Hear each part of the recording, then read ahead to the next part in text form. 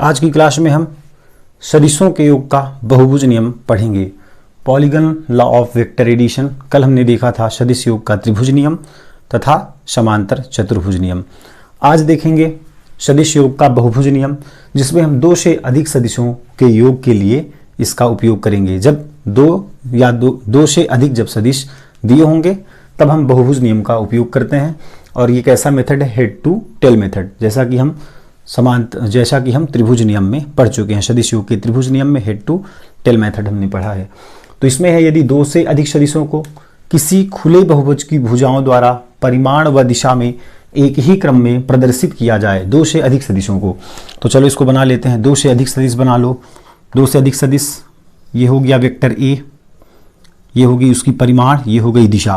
कैसे करना है? परिमाण व दिशा में एक ही क्रम में प्रदर्शित किया जाए दो से अधिक सदिशों को। तो परिमाण ए वेक्टर जिसमें परिमाण व दिशा है, दूसरा वेक्टर हमने बना लिया ऐसे बी, परिमाण व दिशा में, परिमाण व दिशा में, पुनः परिमाण व दिशा में। मतलब कैसा मेथड है ये? Head to tail method. इसका हेड दूसरे का टेल, फिर इसका हेड तो दूसरे का टेल, मतलब सी वेक्टर का टेल तो बी वेक्टर का हेड। ये वेक्टर हो गया सी।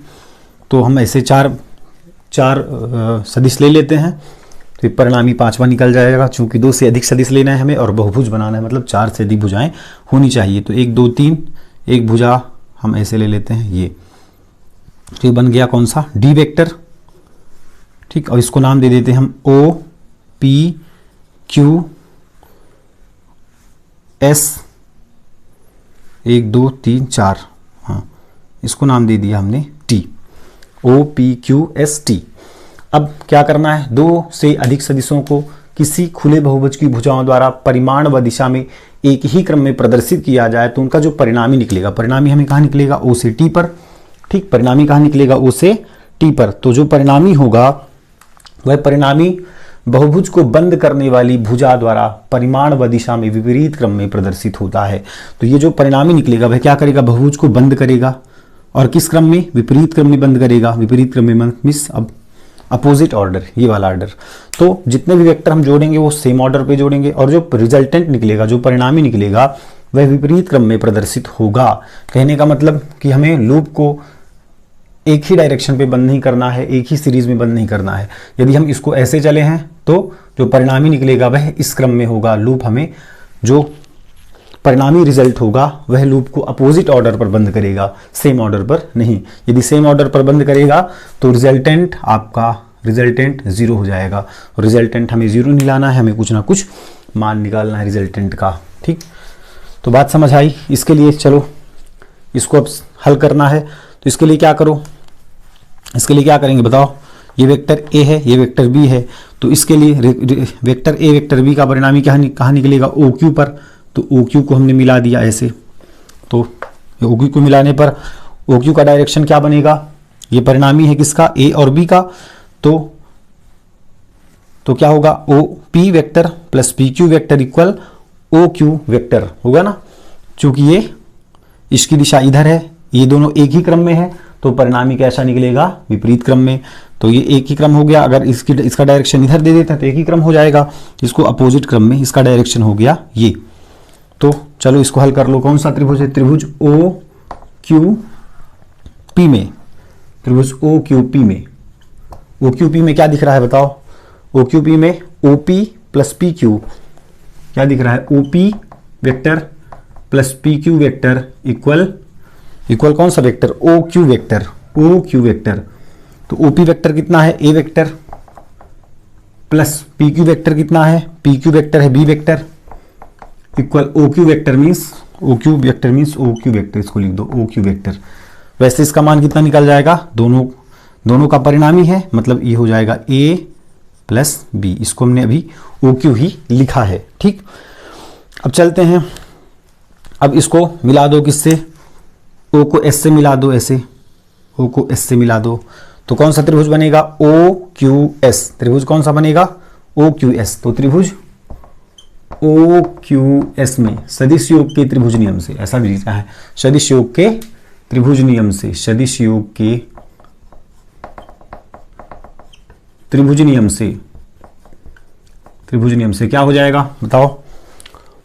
ओ क्यू एस में, डायरेक्शन देखो एक ही क्रम में कौन है, ओ क्यू और क्यू एस एक ही क्रम में है, तो ये दोनों जुड़ जाएंगे और रिजल्टेंट क्या निकलेगा, विपरीत क्रम में ओ एस निकलेगा, O Q plus Q S, resultant क्या निकलेगा, अपोजिट ऑर्डर पर ओ एस।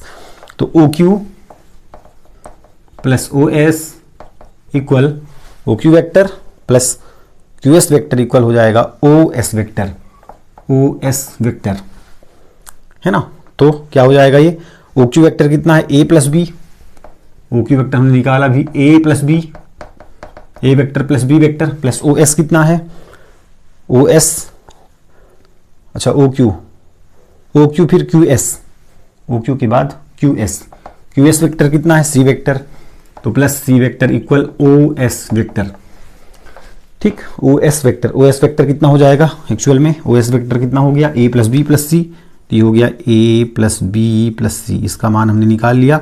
ओ एस वेक्टर का मान है A vector plus B vector plus C vector, तीनों वेक्टरों का एडिशन, योग।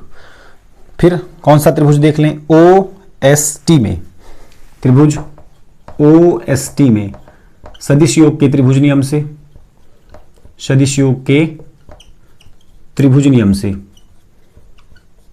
इसमें सदिश योग का त्रिभुज नियम लगा दो तो क्या हो जाएगा, सेम ऑर्डर पे कौन है, ओ टी गए, तो ओ टी अपोजिट ऑर्डर पे दिख रहा है क्योंकि टी एस इसके अपोजिट ऑर्डर पर है, तो सेम ऑर्डर पे कौन है, ओ क्यू और क्यू टी, दोनों सेम ऑर्डर पे हैं, O Q Q T, opposite order पे क्या है, ओ टी, ओ क्यू एक क्रम में तथा एस टी उसी क्रम में और ओ टी अपोजिट क्रम में, मतलब एक ही क्रम में कौन है, ओ एस और एस टी, इन दोनों को ऐड कर लो तो O S vector plus S T vector equal कौन सा, ओ टी वेक्टर, तो ओ एस वेक्टर कितना है, A plus B plus C, तीनों का addition, A vector plus B vector plus C vector plus S T कितना है, S T है D vector equal O T कैसा है, ओ टी हमें क्या देगा, रिजल्टेंट देगा, ये परिणामी है, ये क्या है, परिणामी सदिश है, क्यों, क्योंकि जब दो से अधिक सदिशों को हम किसी बहुभुज की भुजाओं द्वारा परिमाण व दिशा में एक ही क्रम में प्रदर्शित करते हैं तो जो परिणामी होता है वह बहुभुज को बंद करने वाली भुजा द्वारा परिमाण और दिशा में विपरीत क्रम में प्रदर्शित होता है, तो विपरीत क्रम में प्रदर्शित हो रहा है और बहुभुज को बंद भी कर रहा है, तो ये क्या है, ये परिणामी है, रिजल्टेंट है, यही हमें लाना था। तो जब दो से अधिक सदिश होते हैं तो परिणामी सदिश क्या होता है, उन सभी सदिशों का योग, जितने भी सदिश होंगे उनका योग करा देंगे तो हमें परिणामी सदिश मिल जाएगा, तो बन जाएगा सदिश योग का बहुभुज नियम, है ना। इसमें 4 वेक्टर ले लेंगे आप, A B C D vector, और अंतिम में रिजल्टेंट बन जाएगा आर वेक्टर ओ टी, फिर ओ को क्यू से मिला देंगे तो एक ट्राइंगल बन जाएगा जिसमें हम सदिश योग का त्रिभुज नियम लगा देंगे, A plus B equal O Q, फिर त्रिभुज ले लेंगे ओ क्यू एस जिसमें फिर से सदिश योग का त्रिभुज नियम लगा देंगे तो A plus B plus C equal हो जाएगा ओ एस, फिर ओ क्यू टी त्रिभुज ले लेंगे, इसमें O S plus S T equal हो जाएगा ओ टी, जो कि हमें रिजल्टेंट देगा, हमें परिणामी सदिश मिल जाएगा, ठीक। तो ये बन जाएगा सदिश योग का त्रिभुज नियम। अब देखते हैं कि सदिशों का योग क्रम विनिमय नियम का पालन करता है तथा सदिशों का योग साहचर्य नियम का भी पालन करता है, तो उनके बारे में थोड़ा देख लें। तो ये समझ में आया, 2 से अधिक सदिशों के योग हेतु है और हेड टू टेल मेथड है, इसको आप नोट कर लीजिए पॉज करके। अब हम देखेंगे सदिशों का योग क्रम विनिमय नियम का पालन करता है तथा सदिशों का योग साहचर्य नियम का भी पालन करता है। बहुभुज नियम खत्म हो गया, इसको मिटा दें, तो लिख लें हेडिंग ऊपर, सदिशों का योग क्रम विनिमय नियम का पालन करता है, सदिशों का योग क्रम विनिमय नियम का पालन करता है, means vector addition obeys commutative law, vector addition obeys commutative law means साहच विनिमय नियम। तो सदिशों का योग क्रम विनिमय नियम का पालन करता है। तो क्रम विनिमय नियम है क्या, क्रम विनिमय नियम है वेक्टर ए प्लस बी लिखें तो यह इसका अपोजिट ऑर्डर हमें इक्वल मिले बी प्लस ए, मतलब वेक्टर ए में चाहे बी को जोड़ें या वेक्टर बी में चाहे ए को जोड़ें, वैल्यू बराबर आनी चाहिए, ये है क्या, क्रम विनिमय नियम। तो क्रम विनिमय नियम, अब दो वेक्टर हैं ए और बी, केवल और केवल 2 वेक्टर हैं, तो क्रमिक नियम देखने के लिए हम क्या बनाते हैं, समांतर चतुर्भुज। क्या बनाएंगे, समांतर चतुर्भुज। तो समांतर चतुर्भुज बना लो। तो एक हो गया वेक्टर ए, और वेक्टर बी कैसे बनाओगे समांतर चतुर्भुज में, वेक्टर बी ऐसे बनाएंगे इसमें, ये हो गया वेक्टर बी। तो इसमें ध्यान रखिएगा कि जब समांतर चतुर्भुज हम बनाते हैं, जब दो वेक्टर समांतर चतुर्भुज की दो संलग्न भुजाएं बनती हैं, दो संलग्न भुजाएं हैं, तो जब कोई दो वेक्टर समांतर चतुर्भुज की दो संलग्न भुजाएं बनती हैं तो हेड टू हेड जुड़ता है, सॉरी टेल टू टेल जुड़ता है ना, ये पिट्टेल है तो टेल टू टेल आपस में जुड़ेगा। ठीक है, बात समझ आई। तो जब दो वेक्टर आपस में टेल टू टेल जोड़े जाते हैं तो वे एक समांतर चतुर्भुज की दो संलग्न भुजाओं को प्रदर्शित करते हैं। तो ये दो संलग्न भुजाओं को प्रदर्शित करेंगे, टेल टू टेल जोड़े गए हैं। अब क्या करें इसके लिए, इसके लिए बी के समांतर ऐसे हम एक रेखा खींच देंगे, तथा ए के समांतर ऐसे हम एक रेखा खींच देंगे। तो ये क्या बन जाएगा, ये बी वेक्टर है तो ये भी बी वेक्टर, इसका डायरेक्शन इधर है तो इसका डायरेक्शन भी ऐसे हो जाएगा। और ये ए वेक्टर तो ये भी कितना हो जाएगा, ए वेक्टर, इसका डायरेक्शन परिमाण दिशा इस क्रम में। अब क्या मिलता है, यदि दो संलग्न भुजाएं हैं, समांतर चतुर्भुज की दो संलग्न भुजाएं हैं, वो head to head tail to tail जोड़ी जाती हैं, और इनके कटान बिंदु से होकर जाने वाली भुजा क्या कहलाती है, कर्ण कहलाती है। क्या कहलाती है, कर्ण कहलाती है। तो ये हमें कैसा दिख रहा है, इसको नाम दे दे ओ पी क्यू एस। ठीक, ये हमें क्या देगा, ये रिजल्टेंट हमें देगा, ये परिणाम निकालेगा, रिजल्टेंट देगा हमें। तो ये विकर्ण जो है वह क्या कर रहा है, इस समांतर चतुर्भुज को दो त्रिभुजों में डिवाइड कर रहा है, दो त्रिभुजों में बांट रहा है, दो त्रिभुजों में विभाजित कर रहा है। तो पहला वाला त्रिभुज देख लें, ए ओ क्यू में त्रिभुज ओ पी क्यू में, त्रिभुज ओ पी क्यू में सदिश योग के त्रिभुज नियम से, क्योंकि त्रिभुज बन रहा है तो सदिश योग का त्रिभुज नियम लगेगा। सदिश योग के त्रिभुज नियम से क्या हो जाएगा बताओ, ये परिमाण दिशा मतलब एक ही क्रम में है, ओपी और पी क्यू एक ही क्रम में है, तो OP plus P Q vector equal कितना हो जाएगा, ओ क्यू वेक्टर। ये दोनों एक ही क्रम में है, और ये कैसा दिख रहा है हमें, O Q vector opposite direction में दिख रहा है, अपोजिट क्रम में है। ठीक है, तो ये हमें क्या निकलेगा, सदिश योग का त्रिभुज नियम यहां लग जाएगा। ओपी वेक्टर मीन्स ऐसा बना है, ये ओपी वेक्टर इस डायरेक्शन पे, फिर ओ क्यू, फिर पी क्यू वेक्टर इस डायरेक्शन पे, तथा परिणामी बना है इस डायरेक्शन पे, मतलब ओ पी क्यू ऐसा दिख रहा है हमें। ये वेक्टर ए है, ये वेक्टर बी है, इन दोनों का यहाँ पे है रिजल्टेंट, परिणामी। तो क्या हो जाएगा, O P vector plus P Q vector equal O Q vector हो जाएगा ना। ये दोनों एक ही डायरेक्शन पे है, ये अपोजिट डायरेक्शन पे है, तो सदिश योग का त्रिभुज नियम लग जाएगा। मीन्स हो जाएगा O P vector plus P Q vector equal O Q vector. तो मान रख दो ओपी वेक्टर कितना है, ओपी वेक्टर है A vector, plus P Q vector कितना है, पी क्यू वेक्टर है B vector, equal O Q vector कितना है, आर वेक्टर। इसको दे देते हैं इक्वेशन फर्स्ट, क्योंकि दो त्रिभुज हैं, दो ट्राइंगल हैं यहाँ पे। फिर अब देखते हैं ये वाला त्रिभुज कौन सा, त्रिभुज ओ क्यू एस, क्या नाम, त्रिभुज ओ क्यू एस। हाँ, त्रिभुज ओ क्यू एस में, इसमें भी क्या लगाएंगे, सदिश योग का त्रिभुज नियम। तो सदिश योग के त्रिभुज नियम से, सदिश योग का त्रिभुज नियम इसमें भी लग जाएगा। तो ये वाला ट्राइंगल अलग से बना लो, ये हो गया और ऐसा बना है, ये हो गया O, ये हो गया S, ये हो गया Q। डायरेक्शन दे दो ओ एस, फिर SQ, फिर OQ, ये डायरेक्शन है। मीन्स इस सेम डायरेक्शन पे कौन चल रहे हैं, एक ही क्रम में OS और SQ एक ही डायरेक्शन पे है, परिमाण दिशा। अब इसका क्रम बदल गया फिर, है ना, ये एक ही क्रम में नहीं है, ये अपोजिट ऑर्डर पे है OQ। तो यहाँ भी सदिश योग का त्रिभुज नियम लग जाएगा। ये हो जाएगा OS vector plus SQ vector OS vector plus SQ vector equal OQ vector. तो OS वेक्टर कितना है, OS वेक्टर है B vector, plus SQ vector कितना है, SQ वेक्टर है A vector, equal OQ vector है रिजल्टेंट R।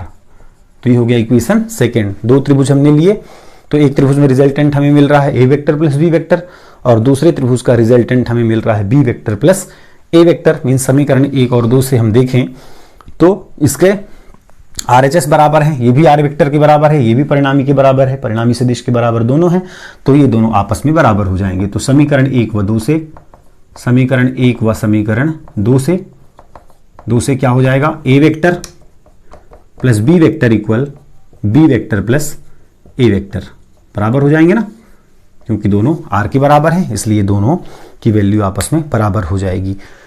तो यह है सदिश योग का या सदिशों का योग क्रम-विनिमय नियम का पालन करता है। क्रम-विनिमय नियम के लिए क्या करेंगे, क्रम-विनिमय नियम दो वेक्टर होंगे, A वेक्टर B वेक्टर, मतलब A vector plus B vector equal होगा B vector plus A vector. इनका अपोजिट आपस में चाहे A में B जोड़ें चाहे B वेक्टर में A वेक्टर जोड़ें, इनकी वैल्यू बराबर होनी चाहिए।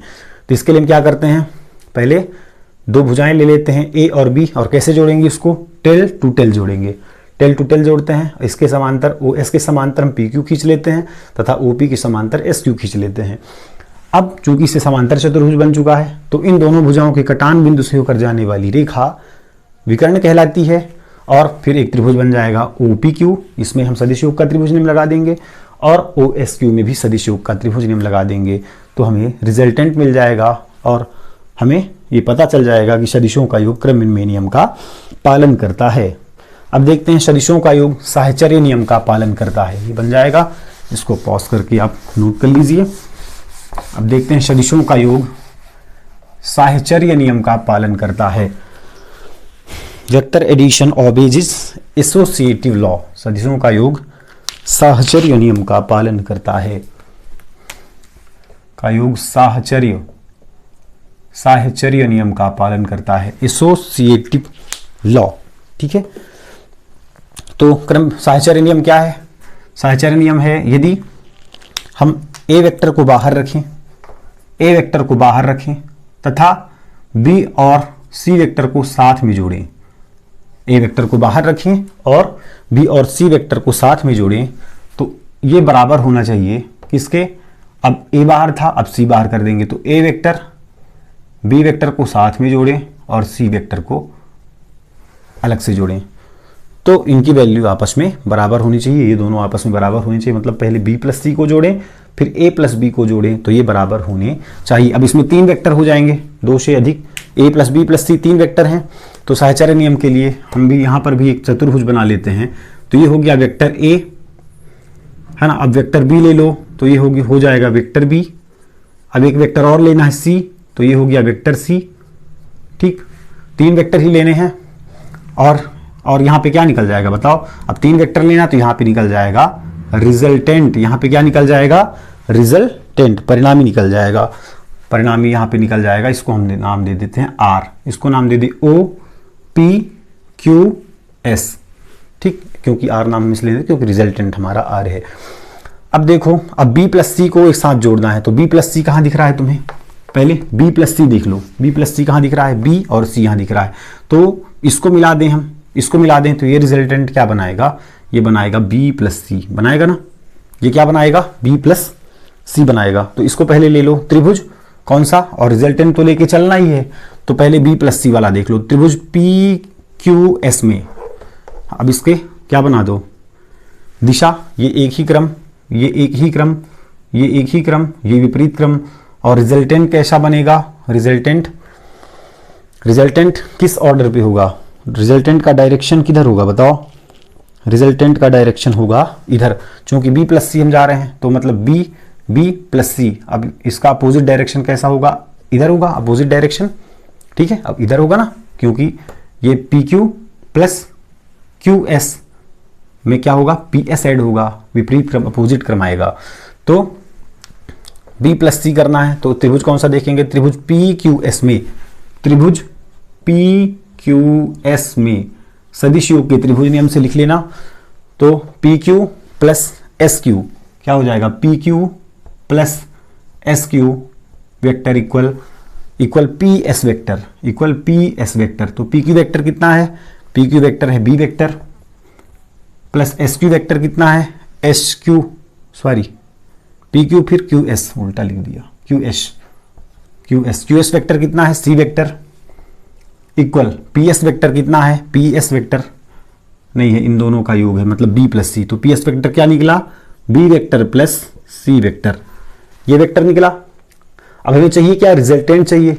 अब हमें इसमें ए वेक्टर भी चाहिए ना, बी प्लस सी हमने एक में ले लिया, अब हमें ए वेक्टर भी चाहिए इसके साथ प्लस में।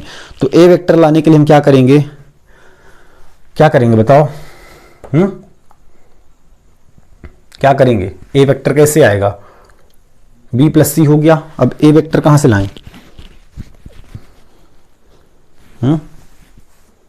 ए वेक्टर कहां से लाएं, ओ पी एस त्रिभुज ओ। अब ए वेक्टर लाना है मतलब बी प्लस सी तो रहेगा ही, बी प्लस सी तो रहेगा ही, इसमें ए वेक्टर और ऐड कर दे। तो ए वेक्टर कहां दिख रहा है हमें, ये और ये, ए बी प्लस सी दिख रहा है, तो ये वाला ट्राइंगल ले लेंगे। कौन सा, त्रिभुज, त्रिभुज कौन सा, ओ पी एस में, त्रिभुज ओ पी एस में। ओ पी एस में क्या हो जाएगा, सेम ऑर्डर पे कौन है, ओ पी और पी एस सेम ऑर्डर पे हैं, तो O P vector plus P S vector same order पे हैं, और अपोजिट ऑर्डर पे परिणामी दिख रहा है हमें ओ एस, ओ एस। तो ओपी वेक्टर कितना है, ओपी वेक्टर है ए वेक्टर, ओपी वेक्टर कितना है A vector, plus P S कितना है बी प्लस सी। तो इसको एक छोटे से कोष्टक में रख देंगे क्योंकि पी एस की वैल्यू बी प्लस सी है, इक्वल ओ क्यू वेक्टर की, ओ एस वेक्टर कितना है, रिजल्टेंट है आर। तो ये हमें फर्स्ट इक्वेशन मिला, ऐसे ही हमें सेकंड मिल जाएगा ए प्लस बी के लिए। तो ए कहाँ दिख रहा है ये, और बी कहाँ दिख रहा है ये, तो इसका रिजल्टेंट कहाँ बनेगा, इसका रिजल्टेंट ए बी का ऐसा बनेगा, बनेगा ना। तो कौन सा त्रिभुज बनाएगा, ए बी का ओ पी क्यू त्रिभुज कौन सा बनेगा, त्रिभुज ओ पी क्यू में सदिश योग के त्रिभुज नियम से, ओ पी क्यू में सदिश योग के त्रिभुज नियम से। तो ए प्लस बी लेना है, पहले ए प्लस बी लेना है ऑर्डर पे। तो A plus B means O P vector plus P Q vector, O P vector plus P Q vector equal equal resultant यहाँ पे क्या बनेगा, ओ पी और पी क्यू का ओ क्यू बनेगा, ओ क्यू वैक्टर बनेगा ना, ओ क्यू वैक्टर बनेगा। तो ओ पी वैक्टर कितना है, P A vector plus P Q vector कितना है B vector equal O S vector कितना है, सॉरी ओ क्यू वैक्टर कितना है, तो ओ क्यू वैक्टर का ये मान निकला ए वैक्टर प्लस बी वैक्टर। तो ये रिजल्टेंट क्या बना, ए वैक्टर प्लस बी वैक्टर। अब हमें इसमें क्या चाहिए, सी वैक्टर, इसमें हमें क्या चाहिए, सी वेक्टर अलग से चाहिए। तो सी वेक्टर के लिए क्या करेंगे, सी वेक्टर वाला ये दिख रहा है हमें, तो कौन सा ट्राइंगल लेंगे बताओ, कौन सा ट्राइंगल लेंगे, ये वाला ए प्लस बी, और सी के लिए ये, मतलब ट्राइंगल कौन सा बन जाएगा, ये पूरा, मतलब ओ क्यू एस त्रिभुज कौन सा बन जाएगा, ओ क्यू एस। तो त्रिभुज त्रिभुज ओ क्यू एस में सदिश योग के त्रिभुज नियम से सेम ऑर्डर पे कौन है, ओ क्यू और क्यू एस सेम ऑर्डर पे है, ओ क्यू और क्यू एस मतलब ए प्लस बी प्लस सी सेम ऑर्डर पे है, रिजल्टेंट अपोजिट ऑर्डर पे है, विपरीत क्रम पे है। तो ओ क्यू इसमें क्या हो जाएगा, O Q plus O Q vector plus Q S vector equal हो जाएगा रिजल्टेंट ओ एस वेक्टर। तो ओ क्यू वेक्टर कितना है A plus B, O Q vector कितना है A vector plus B vector plus Q S vector कितना है, Q S vector है C vector equal O S vector. O S क्या है, रिजल्टेंट, रिजल्टेंट हमें निकला ये आर वेक्टर, ये निकला समीकरण 2। तो समीकरण 1 और 2 से हम देखें तो समीकरण 1 व 2 से, समीकरण 1 व समीकरण 2 से R vector equal R vector मतलब R H S equal L H S, दोनों बराबर हो जाएंगे। तो ये वाला पहले लिख लो, ए वेक्टर प्लस ब्रैकेट के अंदर B vector plus C vector equal A vector plus B vector plus C vector. यही हमें प्रूव करना था, यही है साहचर्य नियम, बन जाएगा है ना। इसके लिए पहले क्या करोगे, पहले बी प्लस सी, पहले बी जो हमें ब्रैकेट के अंदर ये ए प्लस बी, ये पहले भी आ सकता है या तो ए प्लस बी कैसे भी आ सकता है, ठीक, या फिर ऐसा विक्रम लिख सकता है शुरू में ए प्लस बी का vector plus C vector equal A vector को बाहर कर दे, फिर लिख दे बी प्लस सी। तो कैसा भी लिख सकता है, आपको हल करना है। तो इसके लिए b प्लस सी दिखा है पहले, तो बी सी देख लो कहाँ पे है, ये वाला ट्राइंगल बन जाएगा b प्लस सी।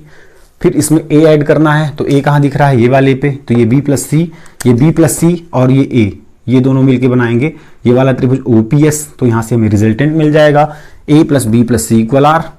फिर हमें देखना है a प्लस बी, तो a प्लस बी कहाँ मिलेगा, ये a और b, a प्लस बी हमें मिलेगा OPQ में, OPQ में हमें मिलेगा a प्लस बी। फिर c लेना है, तो c के लिए यहाँ चले जाएंगे, मतलब a प्लस बी को साथ में लेते हुए c वेक्टर पर यहाँ चले जाएंगे, तो OQS त्रिभुज बनेगा। यहाँ से a plus B plus C equal नहीं मिल जाएगा हमें रिजल्टेंट r, तो बन जाएगा। तो आज हमने देखा सदिश योग का बहुभुज नियम, सदिशों का योग फिर क्रमन्वय नियम का पालन करता है, सदिशों का योग साहचर्य नियम का भी पालन करता है। ठीक, इसी के साथ ये क्लास आज समाप्त होती है। धन्यवाद।